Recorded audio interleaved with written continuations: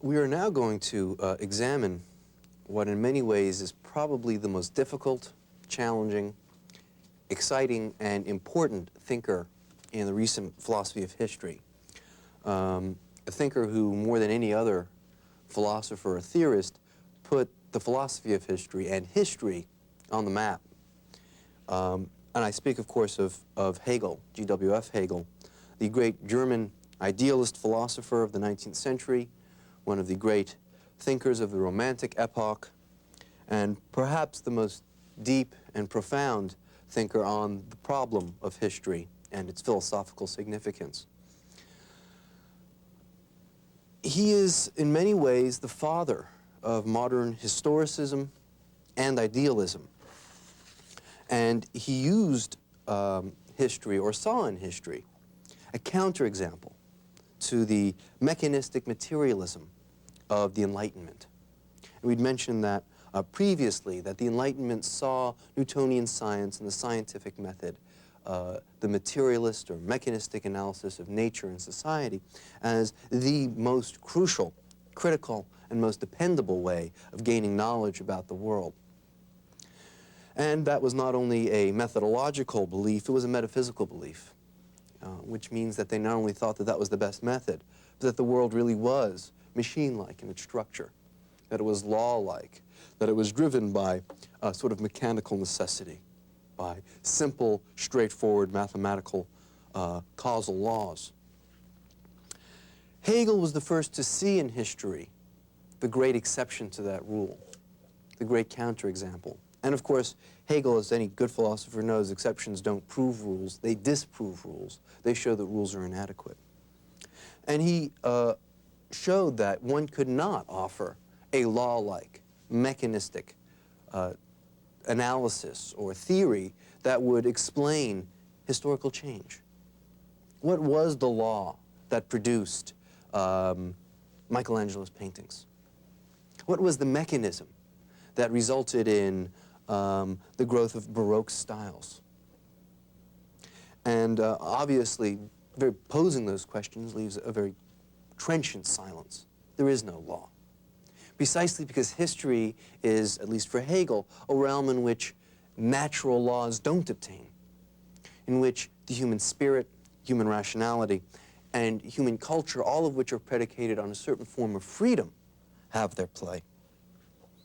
Well, I want very briefly then, having stated that Hegel is, as it were, the answer to the Enlightenment and finds in history the great counterexample to its cult of science and mechanism, I want to discuss very briefly what we mean by historicism and idealism, the two most obvious descriptions of Hegel's philosophy of history.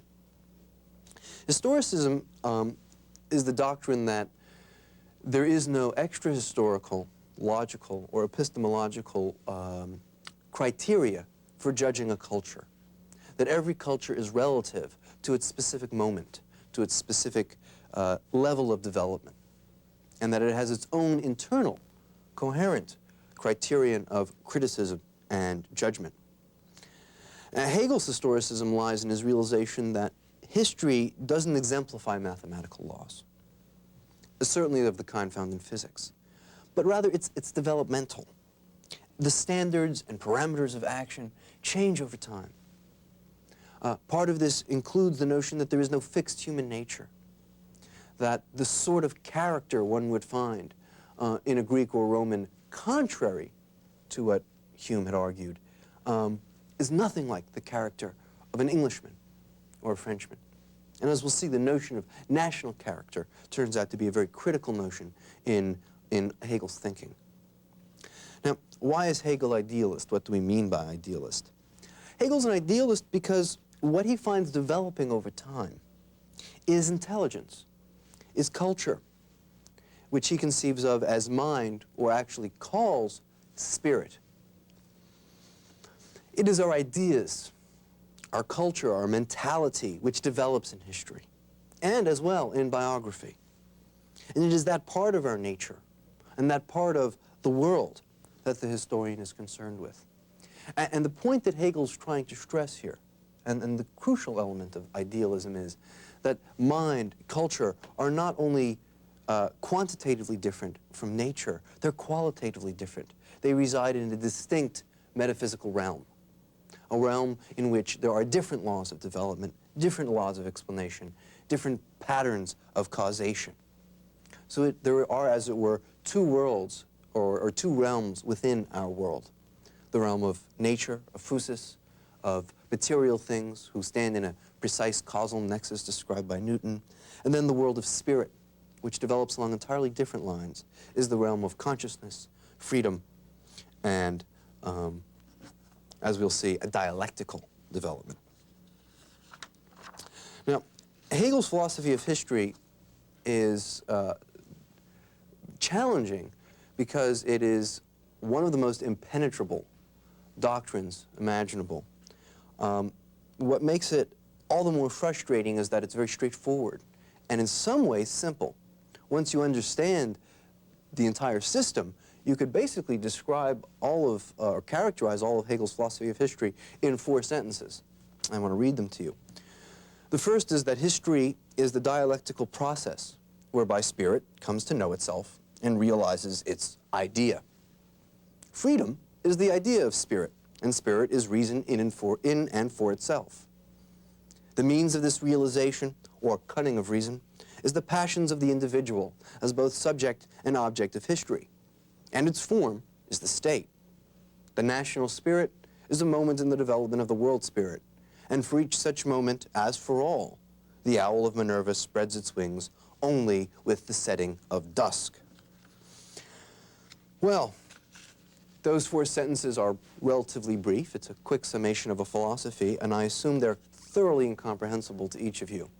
The reason they are is because Hegel is a profoundly, painfully systematic thinker, in the sense that his entire philosophy comprises what he called an absolute perspective.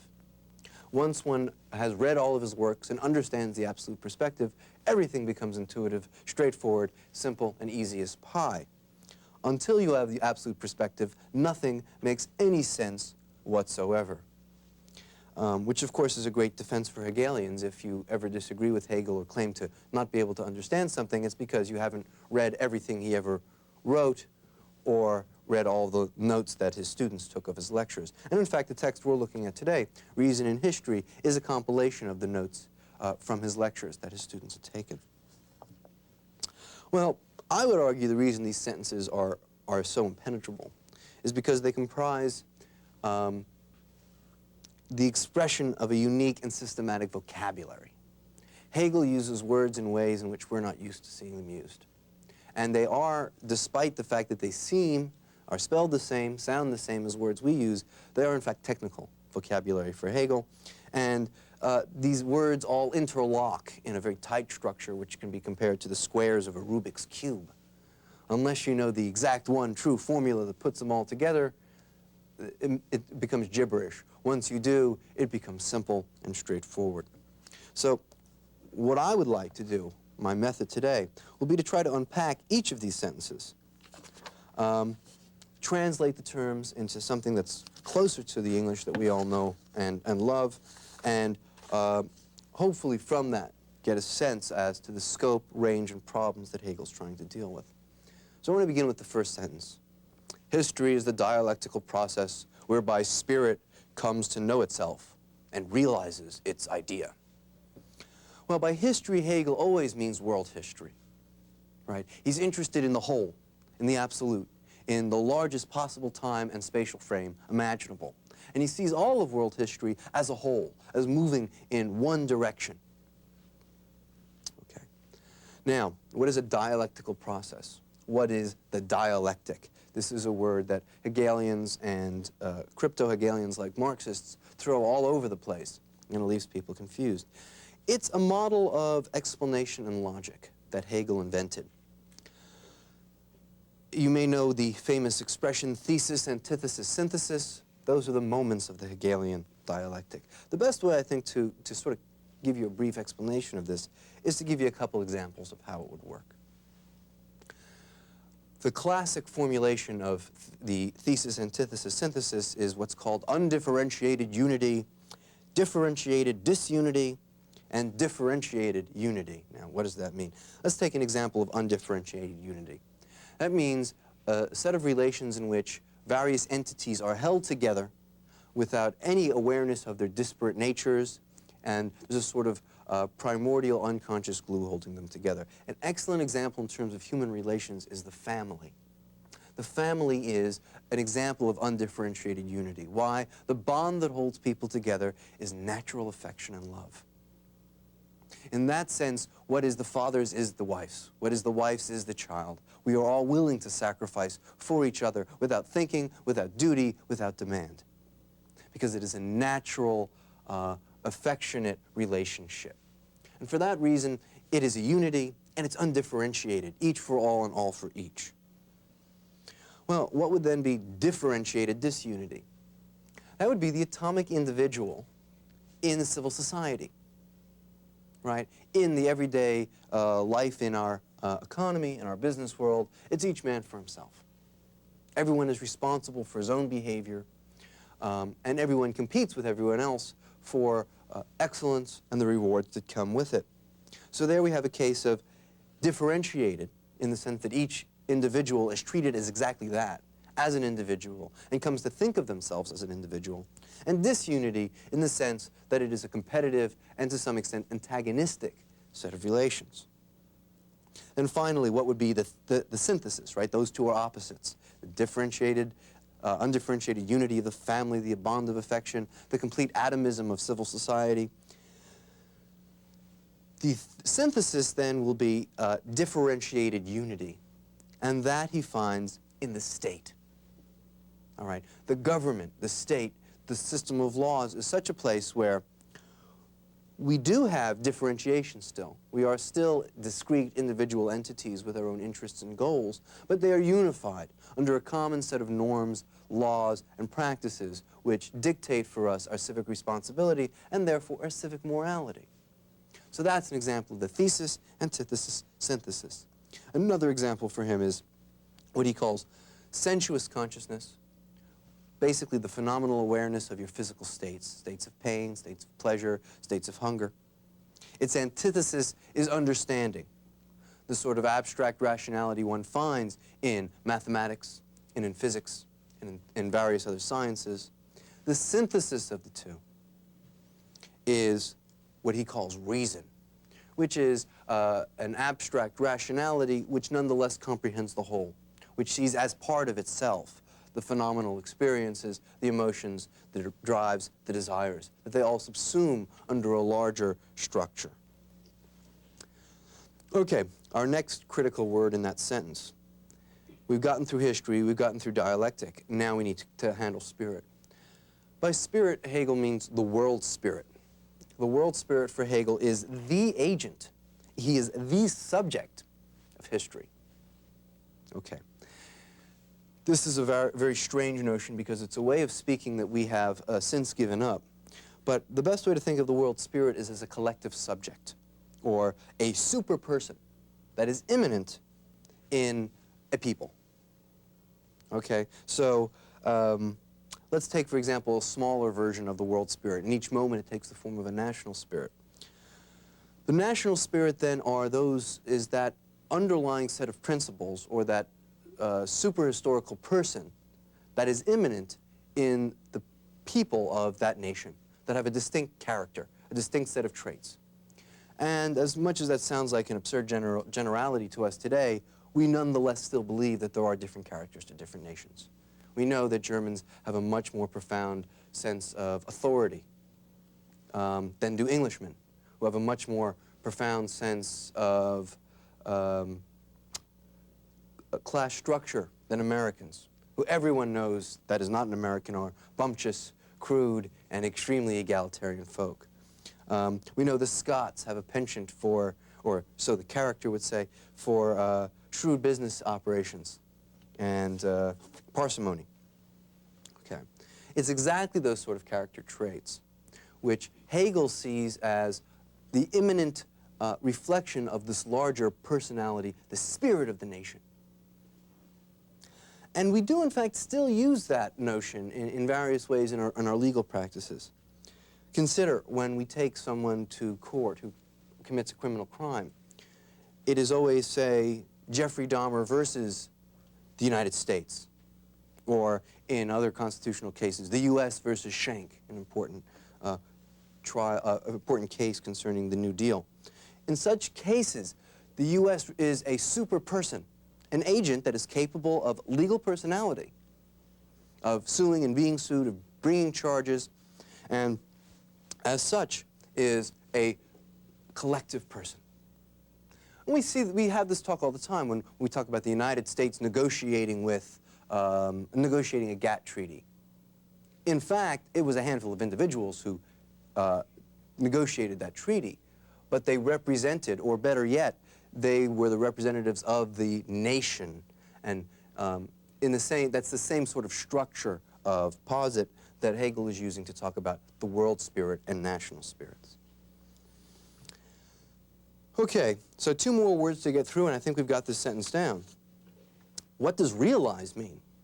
All right, we've gotten through dialectic, spirit, history. What does it mean to say that the spirit comes to know itself and realizes its idea? Well, realize actually is one of the more straightforward terms Hegel uses. By that, he means to make real, or to make actual, as opposed to potential.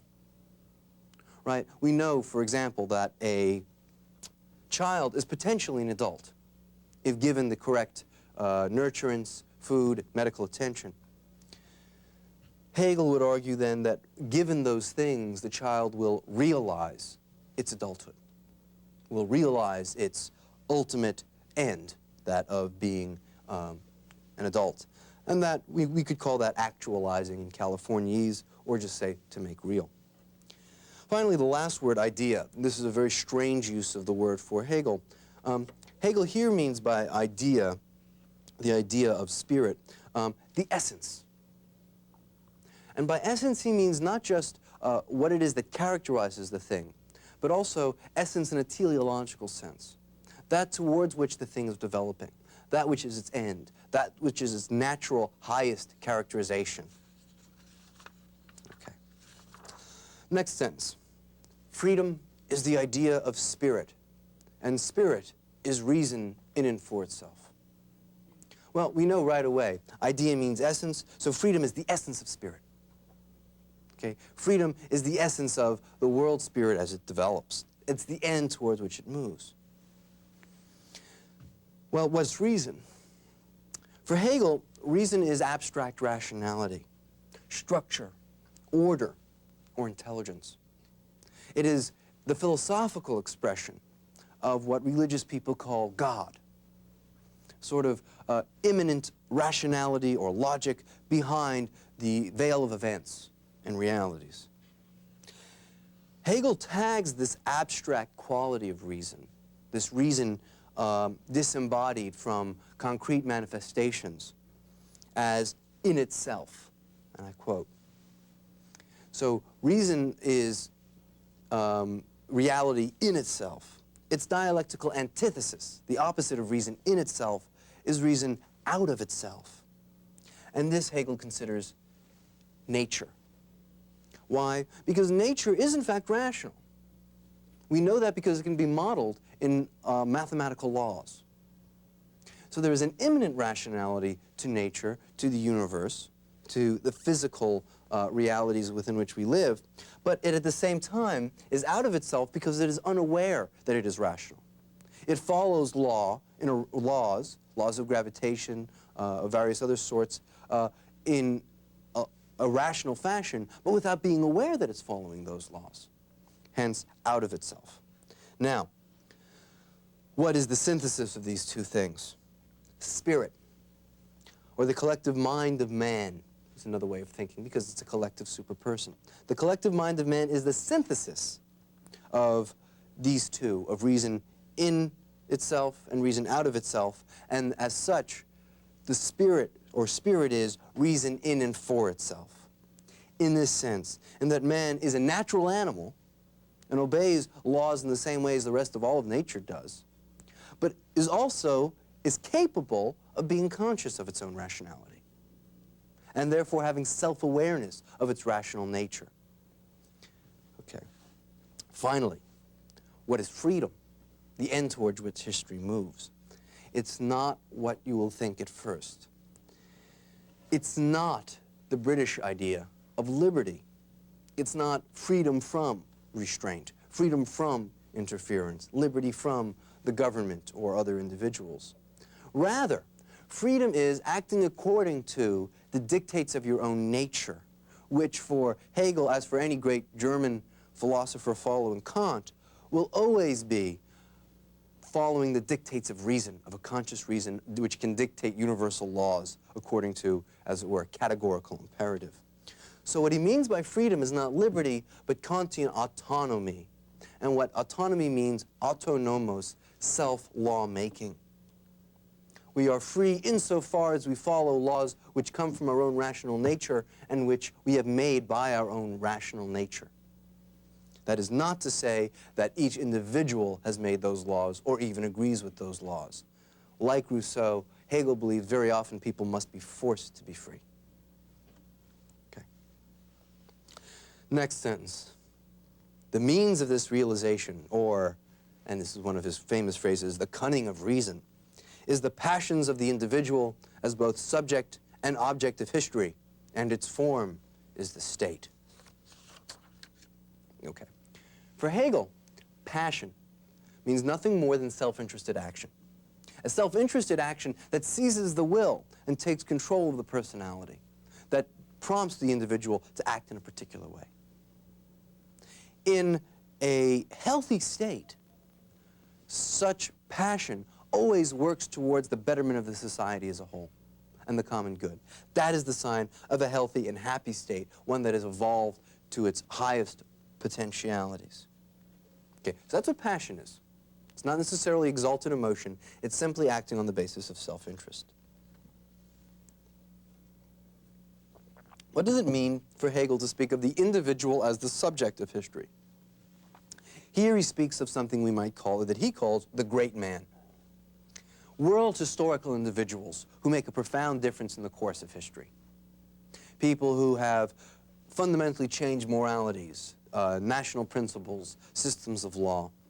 And we might think of famous world historical individuals: Caesar, Alexander the Great, Napoleon, Martin Luther.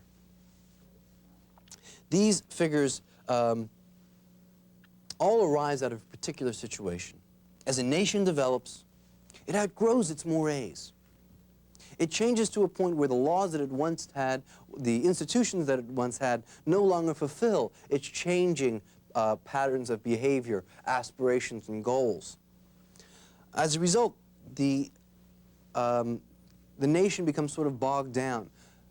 This problem is solved by the emergence of world historical individuals who move the world spirit forward by sacrificing their happiness to their passions. That is to say, they, because they immanently represent the logic of the moment, they do things that are necessary to bring history forward. So Caesar creates the great world empire and begins the process of extending citizenship to the provincials. Napoleon brings parliamentary law and the end of the feudal structure to all of Europe. Note, he doesn't do this because he thinks these are good in and of themselves. He does it because he's a slave to his passions. Caesar doesn't do these reforms because he thinks that they're the right thing to do. He does it because he wants power. He wants to dominate. He's angry that Pompey has tried to remove him from the Senate, and he will be the great dictator of Rome. And it's precisely because he wants to achieve those things, and that he must do those positive acts, because that is the only way he can stabilize his rule. Similarly with Napoleon. He doesn't extend law and civil equality, the liberation of minorities, because he believes it's good in and of itself. It's necessary if he wants to become the emperor of all of Europe. The historical moment dictates that. And in fact, the result of such world historical individuals, according to Hegel, is always tragic. They do great deeds, always for the most selfish of reasons, and suffer greatly. They never achieve happiness. And that is, in fact, part of the cunning of reason, in that reason, or the spirit, uses great men to advance itself when their motives are almost always selfish, greedy, and practical. So the practical comes to serve the ideal as it moves towards more and higher exalted expressions of freedom, of self-law making, rationality. Okay. What about the individual as object of history? This is a very hard doctrine of Hegel's, but it's one which I think suggests his realism and fair-mindedness. The individual as object is most of us. We are the private individual, the person who is not a world historical figure. We are not the makers of history. We are, according to Hegel, its victims. History happens to us. Hegel is acutely aware that for most people, history is a calamity. The things that happen to us that are historical are wars, are famines, are plagues, are diseases, are conjunctures of tragic proportions which produce cataclysmic changes. Those changes are always positive from the perspective of the spirit, but the individuals who suffer them always feel the pain. And he's aware that this is a hard doctrine, but it is another part of the cunning of reason. In that, again, reason never suffers for its growth. Its growth, which is always dynamic, or the spirit's growth, which is dynamic and comes through conflict. The spirit itself doesn't suffer, we do for it. Another part of the cunning of reason. Finally, what does Hegel mean by a state? Well, there's two senses to it. What we mean by the state are the institutions of government. Coercive instrumentalities which codify behaviors and restrict some behaviors and rights of some people when they come at the expense of others. Hegel, I think, includes that, but it's more than that. He sees us as, when he uses the word state, I think he means as well the culture of a people, the spirit, the characteristics that unify them as a particular sort of people. And it's at the state, which he sees as perhaps the organizing principle of a nation, that allows for the integration of the individual within civil society in a civil way. So for Hegel, the state, which is both the government and something more than the government, the mores, norms, culture, and beliefs of a nation, which is the highest expression of the development of the world spirit. And I've mentioned before, it is within the state that the family and civil society, those first two parts of that three-part synthesis, can be preserved. And each offer part of the development of morality and law. The state, in turn, is the foundation, that national culture, is the foundation for religion, for art, and for science and philosophy. In religion, Hegel thinks we find spirit expressed in an emotional form. Spirit becomes emotionally aware of absolute spirit in religion. In other words, the notion of God, of a transcendental deity of some sort or another, or some celestial body, is an emotional, figurative way of characterizing the truth of absolute reason or the world spirit. In art, we find that there's another development in the expression of the absolute, because here the form of the deity is represented in some physical manifestation. So we then find with art a movement away from religion, from an emotional sort of apprehension to a symbolic and representational apprehension, whether that be through sculpture, through Gothic painting, through cathedral architecture, or any other medium. And then finally, with philosophy, the union with the spirit, with the absolute, whose religious expression is the word God, is achieved through thought, through reflection. These three elements, religion, art, and philosophy, constitute the essence of the state or a culture. But for Hegel, religion is the most basic.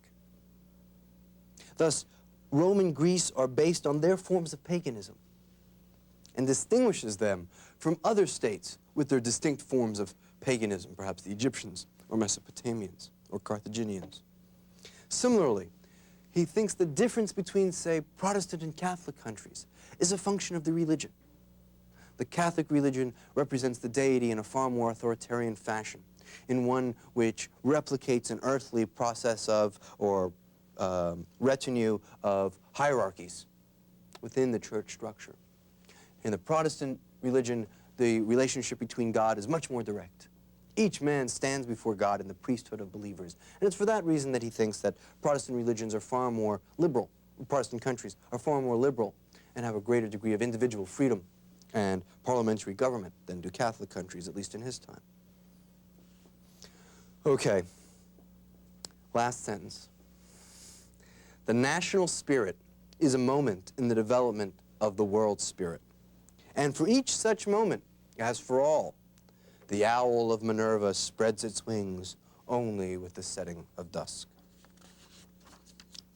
Okay, what does that one mean? Well, spirit comes to an awareness of its essential freedom, of the fact that it follows laws that it makes for itself in the minds of men. Remember, we mentioned that spirit is a super person, a collective subject, the same way the United States is a collective subject in a legal proceeding. That is not to say that the United States could exist without the people in the United States, any more than spirit could exist without the people that it is the collective subject of. So in the same way that the United States wins its victories on the battlefield through the individual soldiers that make up its army, in the same way, spirit comes to awareness of its essential freedom in the minds of the individuals who make up perhaps the nation within which this spirit is residing at that moment. And these men come to an awareness of their essential freedom, each of us, through our actions in spirit's antithesis, nature.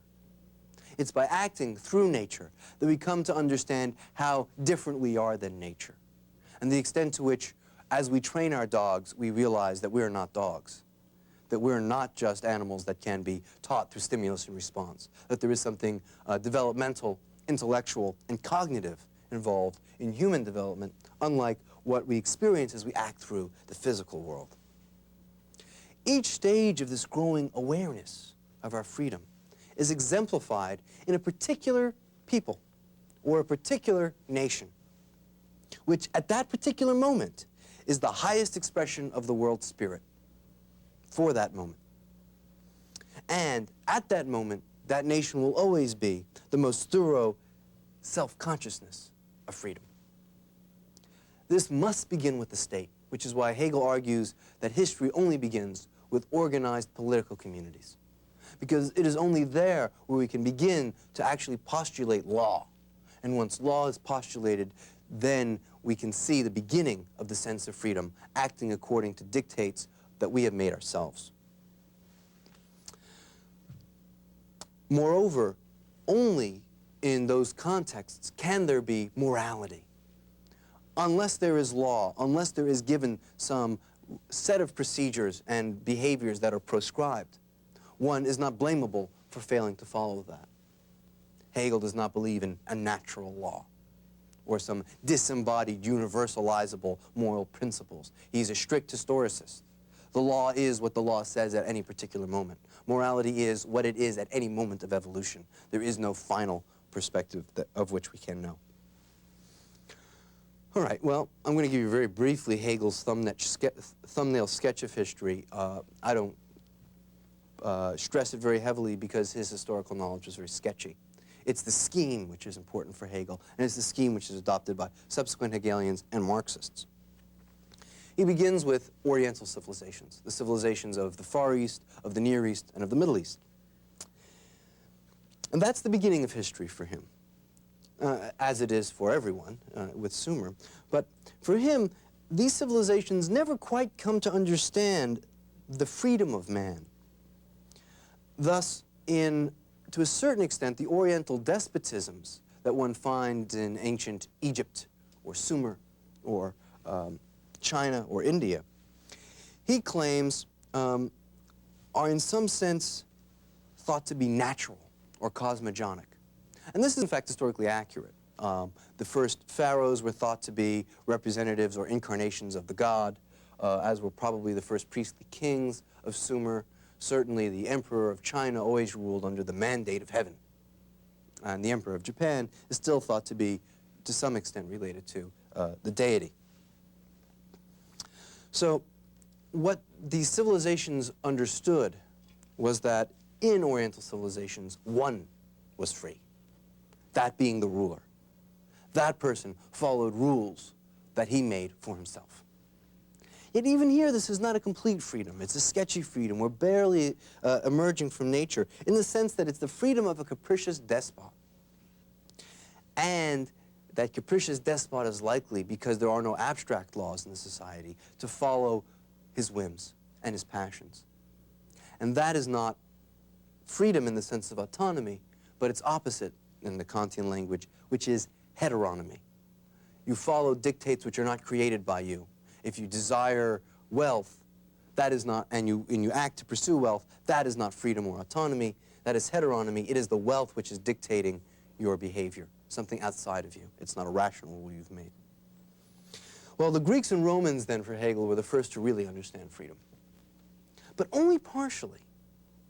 Thus, in Greek civilization, some are free. And this is represented in the fact that politically, the Greek commonwealths were generally aristocracies. But even when they weren't, even when they were democracies, as in Athens, still, we're only talking about the democracy of the citizens, which may have been 1 out of 12 people, the vast majority of people being slaves. So Hegel is aware that even there, we are getting a sense of freedom, but it is the freedom of only a few, those who are citizens, those who have, perhaps through military or ethnic background, participated in the state in some meaningful way. And they, then, are free, but not man as such, but only man as citizen. Finally, it is only with the Germanic peoples, and by Germanic he means very broadly everyone in Northern Europe, pretty much. And it's only with the Germanic peoples, through Christianity, that we come to realize that all men are free. Christianity teaches the universal brotherhood of mankind, and that becomes exemplified in the fact that in the Germanic cultures of England and Germany and Scandinavia, Hegel believes we see citizenship extended to all men. All men have equal protection under the laws. All men have an equal dignity. And that, of course, its earliest representation was the religious ideology of Christianity, that all men are equal and brothers. Okay, finally I want to get to that last bit of that sentence, that strange locution about the Owl of Minerva. It's a paraphrase. Hegel's actual quote is quite a bit longer. It has to do with the setting of gray on gray in the dusk. But the owl is the symbol of wisdom. For Hegel, he wants to use it to symbolize historical understanding, the awareness of what really was going on and what a particular historical epoch means and meant. And that only comes, for Hegel, when he says with the setting of dusk, when that epoch is over. You can't understand an historical process until that historical process has come to an end. So, for example, a spirit which can only understand itself after it's finished its actions could be exemplified in the great Greek philosophers, Plato and Aristotle, who finally come to a complete and rigorous understanding of the nature of Greek society. Why? Because Greek society's run its course. The Peloponnesian War is over, and it's done with now. Greek society in the polis, which they've come to understand, is now an historical antique piece to be followed with the Macedonian Empire, and never to be recovered. All right. I hope you have now a sense of the large-scale goals that Hegel had in mind. I want briefly to talk about some of the consequences of Hegel's philosophy. Historicism certainly is a much more sophisticated way of understanding the human past and human societies. It's an awareness that not only did someone like Shakespeare speak differently than us, but his mentality and culture was different than us. He didn't share the same human nature that we do, nor did he share the same human nature as a Neolithic village dweller or a Paleolithic hunter. That something fundamental changes in humanity as its culture, mores, norms, and beliefs change, as its mentality changes. That, in a way, is an essential transformation of humans, not some surface change. At the same time, historicism can lead to historical relativism.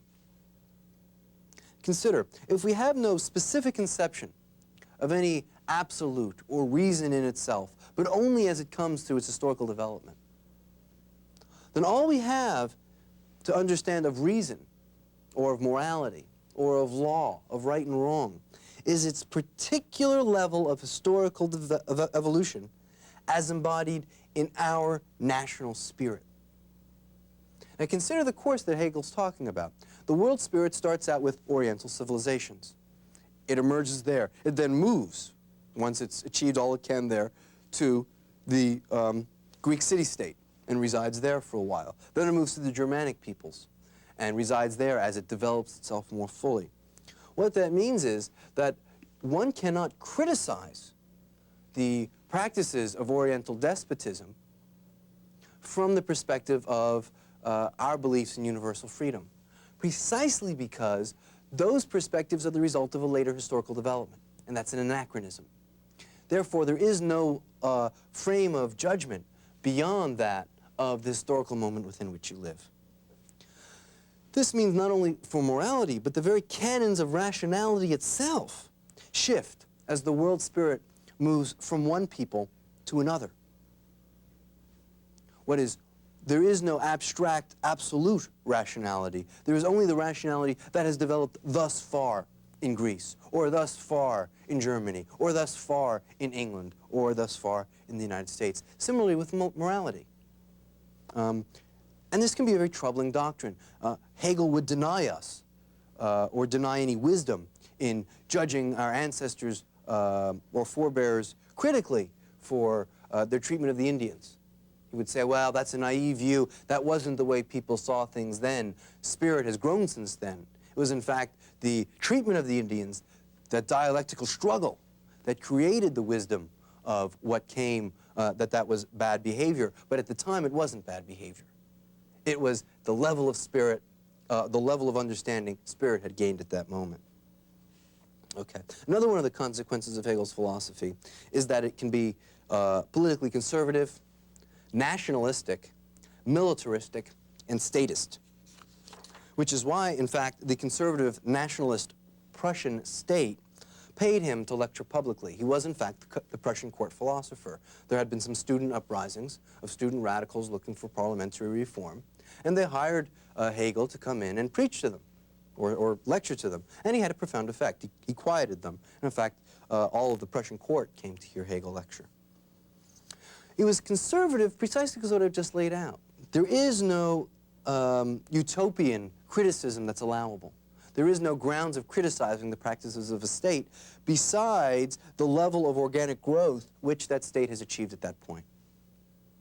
So to speak of the rights of man when faced with the situation of, say, the French revolutionaries in 1789 is absurd. He says that's an absurdity of taking a disembodied reason as an abstract principle. You must deal with the level of development of spirit at that moment. The French Revolution was a mistake.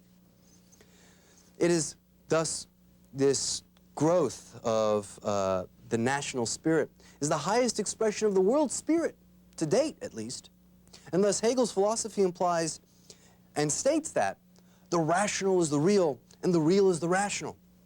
Whatever institutions exist really are rational. They exist because they are part of the unfolding of spirit towards its highest expression of freedom. And similarly, if there is something that is rational, it will become real. And it can't be forced along in its evolution. Spirit must take its time. And that turns out to be, that history turns out to be a sort of a philosophical theodicy, a justification of God's ways to man. If you have second-class citizenship, don't protest, don't be angry. That's as far as the spirit is gone. Wait your time. When it's time for you to have your equality, you'll have your equality. It's nationalistic because the movement of spirit moves through nations, not through classes, not through genders, not through peoples, not through elites, but through nation-states. And that serves to valorize the nation above all other subjectivities and above all other loyalties. You should think of yourself first as an American rather than as an engineer, a physicist, a cleric, or any other sort of vocation. It's militaristic because the concrete form of the tension between distinct moments of the dialectical development of the world spirit. As the spirit works out the tensions of a dialectic between one national principle and another, there's only one instrumentality that resolves that tension, That's war. War is good. War moves the world spirit forward. Thus, the struggle, for example, a great example for Hegel is that the struggle between the two interpretations of Hegel, left and right, that exist in the 20th century were settled from a Hegelian point of view in Stalingrad. Finally, it's statist because it considers the state the nexus of human freedom and interaction at its highest and most moral level. And I want you to keep in the background that contrast with the American and British conception of liberty, in which the government that governs less governs best. Finally, I want to very briefly suggest two more problems with Hegel. One, he implies the end of history. Precisely because the Owl of Minerva spreads its wings with the setting of dusk, we can only understand an epoch when it's come to an end. Hegel claims to understand history. Therefore, it must have come to an end. And in fact, although he sort of denies it, there is a belief that Hegelianism must have thought that history ended with the Battle of Jena in 1806, in which the national parliamentary state came to predominate. And that the world spirit came to self-consciousness imminently in a person, that person being Hegel himself in his lectures, which are the expression of the world spirit. So, to conclude, history for Hegel is a reproach to enlightened naturalism. It is the realm of freedom, spirit, and dignity. It is science compared to history, turns out to be a second-rate sort of knowledge, which is why Hegel has been immensely popular among historians. We love to be told we're the deepest people in the world. And as we'll see, Hegel's idealism leaves a profound legacy, and it's the fundamental issue with which all subsequent philosophers of history have to grapple. Thank you very much.